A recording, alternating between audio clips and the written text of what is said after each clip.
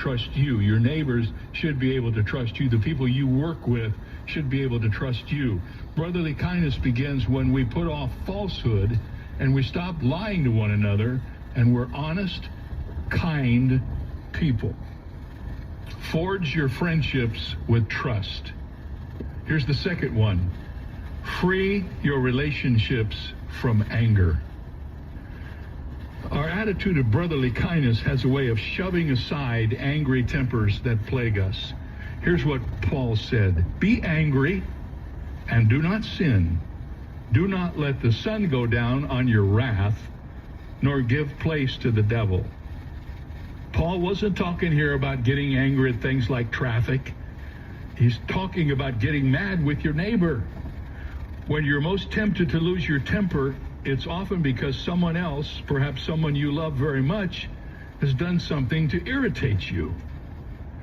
The Bible doesn't tell us never to be angry. Stay in the left 3 lanes. Anger is a natural human response, but it must be governed. It's a dangerous emotion that must be controlled, as volatile as nitroglycerin. And that's why Paul quoted Psalm 4:4 when he said, be angry and do not sin. You can be angry at things that are wrong in the world. We ought to be angry at things that violate the culture. We ought to be angry at sin.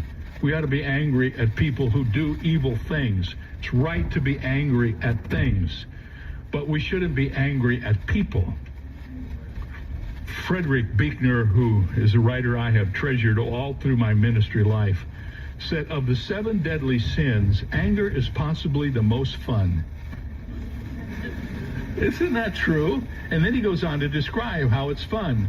To lick our wounds, to smack our lips over grievances long past, to roll over your tongue the prospect of bitter confrontation that yet come, to savor the last toothsome morsel both of the pain you are given and the pain you are getting back. In many ways, it's a feast fit for a king. The chief drawback is what you're wolfing down is yourself.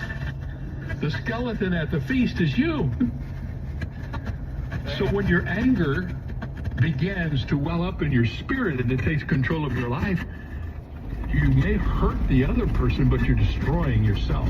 That's deep. Brotherly kindness is the biblical corrective for an angry spirit. Someone said, the more you grow up, the less you blow up.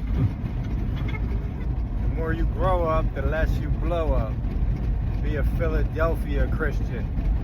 Y'all ain't know what the word Philadelphia means? Look it up.